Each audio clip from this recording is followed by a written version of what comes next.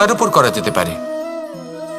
পরিবারের ওপর, বন্ধুর ওপর, নাকি তাদের ওপর বিশ্বাস করা উচিত যাদেরকে আমরা কখনো সঙ্গ দিয়েছি? দেখুন, এই সংসারে বিপদের সম্মুখীন হলে কে আপনাকে সাহায্য করবে সেটা নির্বাচন করা আপনার হাতে নেই। সেটা সেই সকল ব্যক্তির উপর নির্ভরশীল যে তারা আপনাকে সাহায্য করবে নাকি করবে না। অর্থাৎ যখনই কোনো বিপদ আসে, সর্বপ্রথম তার সম্মুখীন আমাদের নিজেকেই হতে হয়, আর তার জন্য প্রস্তুত থাকা প্রয়োজনীয়। সেই শক্তি, সেই সাহস অর্জন করা প্রয়োজনীয়। দেখুন, যখনই অন্ধকার আসে তখন সবার আগে কে আপনাকে ত্যাগ করে চলে যায়? আপনার নিজেরই ছায়া। এই অন্ধকারের সম্মুখীন হতে হয় অন্তরের প্রদীপের দ্বারা, অন্তরের আত্মা দ্বারা। তবেই আপনি অন্ধকারের ওপর জয়লাভ করতে পারবেন।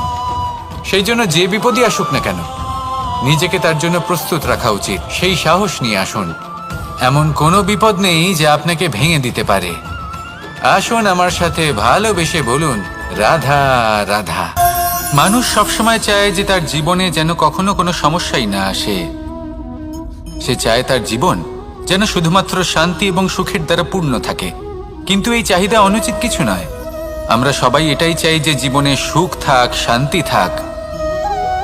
কিন্তু এই কথা সবসময় মনে রাখবেন, যে সূর্য উদিত হন সংসারকে প্রকাশমান করেন, দুপুরবেলায় সংসারকে রৌদ্র প্রদান করেন, সন্ধেবেলায় তাকেও অস্ত যেতে হয়।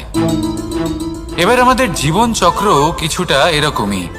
কোনো কিছুই চিরকাল একরকম থাকে না।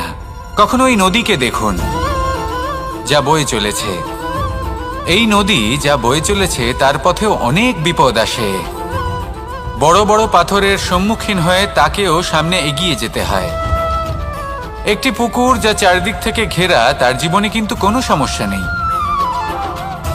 কিন্তু এই সংসারে পুকুরের পুজো করা হয় না, পুজো করা হয় নদীকে। মনে রাখবেন, সমস্যার ঊর্ধ্বে তিনি উঠতে পারেন যিনি সমাধি লাভ করেছেন, যিনি এই সংসারেই নেই। যিনি এই সংসারে আছেন এবং জীবিত আছেন, তার জীবনের সমস্যা হলো শ্বাসবায়ুর মতোই গুরুত্বপূর্ণ। আসুন আমার সাথে ভালোবেসে বলুন, রাধা রাধা। আজ আমি আপনাকে একটা ছোট্ট কাহিনী শোনাবো।